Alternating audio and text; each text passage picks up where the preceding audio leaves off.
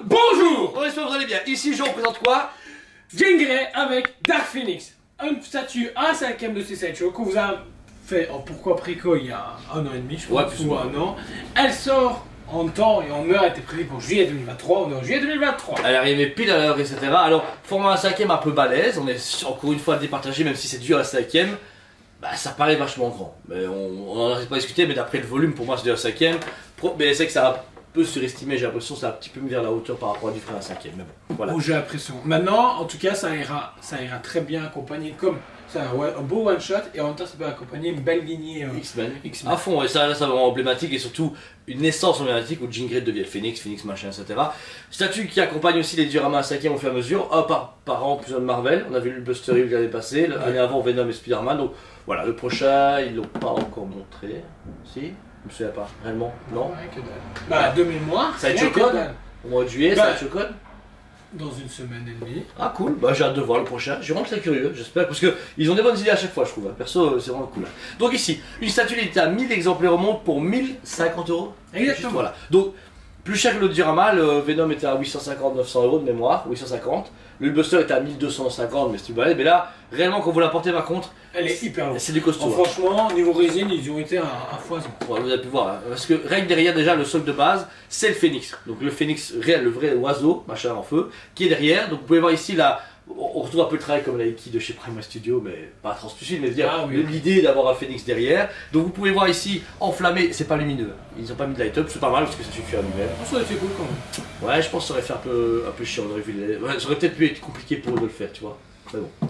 Donc vous avez les ailes ici enflammées, on a une résine légèrement translucide, on peut voir, avec donc un côté foncé sur le bord et très clair vers la tête pour vraiment faire ce côté fusion, soleil, le cœur jaune jusqu'à le rouge éclatant sur le fond. Le travail de sculpture est magnifique, je trouve qu'ils ont très bien trouvé la tête du phénix avec le petit bec et la langue. Et alors en dessous c'est pareil, gros travail de flamme sur le sol. Gros travail de flamme, franchement on voit que ça part dans tous les sens, c'est une explosion de flammes. Le travail de peinture, bah, comme on a pu dire, franchement il est juste sublime. Ils ont bien précisé, c'est cool parce que d'habitude tous les gens qui font des flammes du ça font en résine translucide. Ouais. Ici bah non, c'est assez opaque et ça passe hyper bien. Ils sont sur du opaque et en plus balèze, c'est de la pierre quoi, t'arrives, tu mets dessus, ça met beaucoup de poids je trouve à la statue et beaucoup d'envergure. Ils auraient juste mis eux deux l'une sur l'autre avec... Ça aurait fait trop pauvre. Ici on voit pourquoi on paye autant au final pour autant de on en a pour notre argent au niveau rapport qui a été pris. Alors sur le socle encore une fois, juste devant les flammes, vous avez deux pièces en métal qui sont croisées comme le X des X-Men. C'est des fameuses références souvent dans les comics, il y a souvent ce côté où comme par hasard il y a deux tiges en métal qui sont croisées, ça fait X-Men machin. Mais c'est cool parce que ça fasse un logo sans être cheap et en plus... Poutre en métal tu veux dire? Poutre en métal, ouais, j'ai dit quoi? Tige en métal? Il y a un truc en métal. Ouais, bah, je sais pas, les poutres en fait j'allais dire avec le mot poutre, je trouve ça un peu sexuel quand même.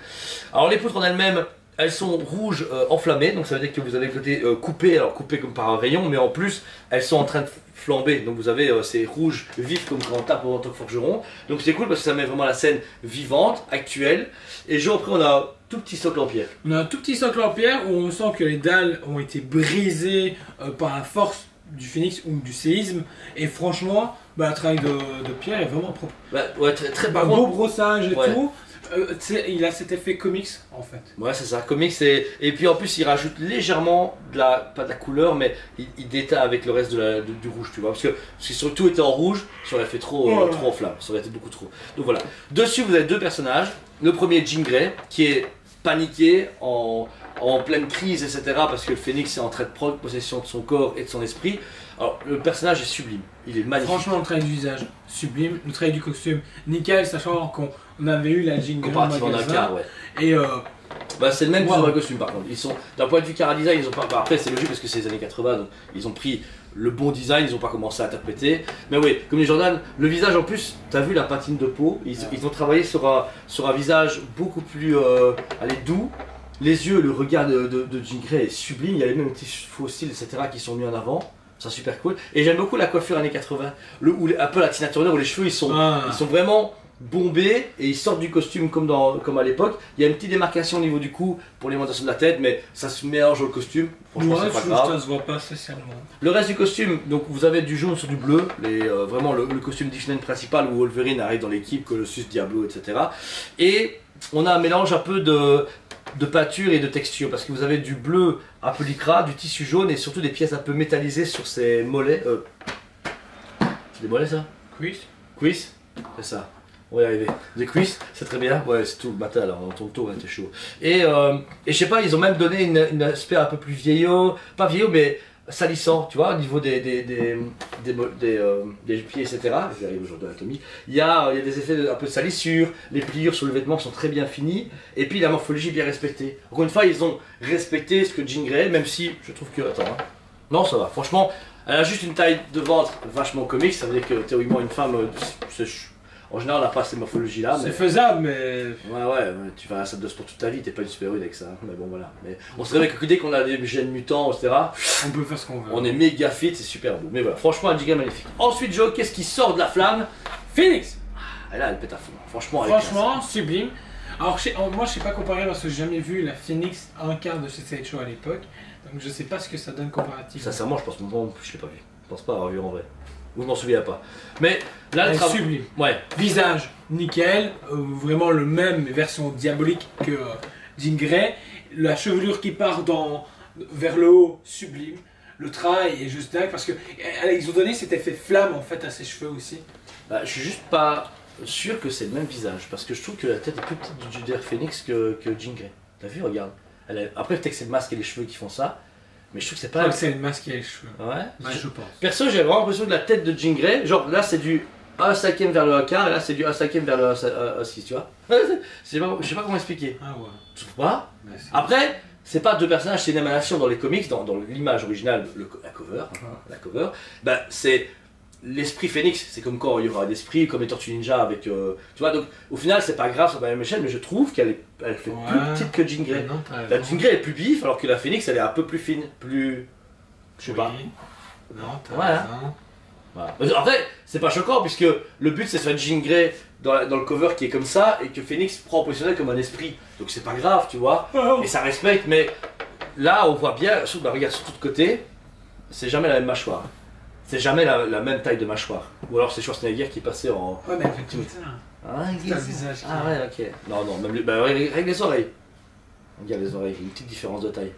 C'est un film, mais c'est à mes yeux, mais voilà, c'est pas grave, mais ça se voit. Ouais.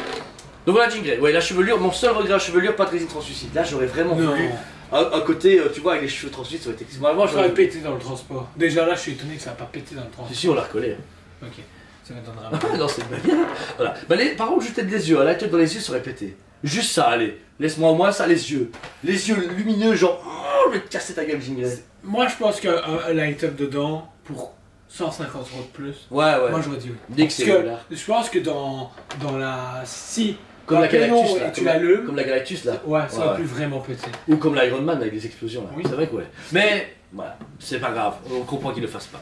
Le costume, hyper fidèle encore une fois aux années 80. On a ce costume verdâtre avec le symbole du phénix. Ces fameux du coup avant-bras dorés qui fait vraiment ce côté bling bling mais conquérant de Dark Phoenix à l'époque parce que elle n'était pas vendue comme vraiment genre un attention, tous les méchants quasiment ont un peu de doré sur eux. Ouais, c'est classe, ça fait méchant. Métal. Ouais, ça fait ouais. C'est métal. Alors ce qui est vraiment cool, c'est qu'au moment où vous devez l'imbriquer dedans, donc tout son torse complet jusqu'à son bustier, il s'imbrique dans ses jambes et ses jambes sont fusionnées au socle qui font ce côté flamme où elle sort des flammes, comme la cover, donc les flammes Phoenix et la Dark Phoenix en sort. Et bien, ils ont réussi à sculpter dans la résine la forme de ses jambes qui sont prises dedans. Et ça réellement, c'est un beau travail de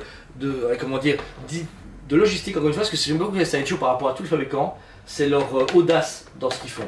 La Batman Dark Knight inventée qui est une tuerie stratosphérique, vous allez voir la review, avec de l'éclair. L'ingénierie pour mettre un éclair et un Batman qui fait au moins dans les 3-4 kilos dessus, fantastique. Un Bayonne, la Zatanna qu'on a encore inventé. Maintenant, Sideshow, ils se disent ok, on a le level, et là, ils ont réussi à faire porter deux personnages comme un truc casal, dans une Besta ça rentre en changeant les trucs, avec un budget abordable, mais en plus avec une ingénierie qui est unique. J'ai jamais vu ça chez nos fabricants. Non. XM pour moi c'est, on prend un caillou, on te le fout, t'as ton prix au kilo, et c'est sublime, mais c'est Masta. Ça tu vois, toujours ce côté un peu plus fibreux, ouais, on a une idée, on va faire ça. Ils ont une élaboration différente, je trouve, tu vois, et c'est ça que j'aime beaucoup chez eux. Donc voilà, en fait on a déjà fait le tour, c'est une statue vraiment sublime. Réellement, fan de comics, alors moi je suis plus fan de Marvel Comics que lui est fan des X-Men. Moi en tant que fan de Marvel, pièce géniale, j'irai pas l'acheter parce que je ne sais pas où la mettre dans ma collection. Parce que j'ai tout en un quart et une ou deux un tiers de chez XM. Donc, je veux dire, celle-là, pour moi, c'est une statue, si je dois l'acheter, je la mets à part. Je la mets vraiment, genre, sur une petite stèle ou au-dessus de ma télé, enfin, je veux dire, vraiment toute seule. Mais si je la mets à côté de mon Spider-Man noir, de mon Thor, etc., elle va pas être à l'échelle et ça va me faire chier. Surtout que j'ai déjà acheté la Jean Grey dans le car, donc je veux dire, ça ne sert à rien. Mais, enfin, comme toi, du coup, qu'est-ce que t'en penses? Tu irais l'acheter en plus de ta collection X-Men? Oui. Ouais. Parce que ça, comme tu as dit, cover, c'est un des moments forts. Et puis, je trouve que ça pourrait être intéressant de se dire, on lance une vraie gamme, un 5ème, plus qu'Azam, avec des idées aussi farfelues. Parce qu'il y a des trucs que tu vois dans des en custom, qui se subliment, tu te fais, mais les gars, mais pourquoi personne ne se réveille pour faire ça en un 5ème? Tu te dis pas, regarde sur la carte, je comprends, c'est démesuré. En un 5ème, là c'est bien. C'est une belle en un quart, le truc aurait été en fait trop démesuré, il aurait coûté 2000 €. Enfin, ça n'aurait pas fait à ce prix là, tu vois. Mais réellement, si vous avez l'occasion, c'est un bon budget. 1050 €, ça les vaut entièrement. 1000 exemplaires, c'est une bonne limitation, un peu haute, mais léger, logique, parce que jamais ce truc là est sorti avant. Et puis, les X-Men. Pour l'instant, les X-Men, réellement, ça pue du cul, dans le sens que tout le monde s'en fout. Tout le monde s'en fout.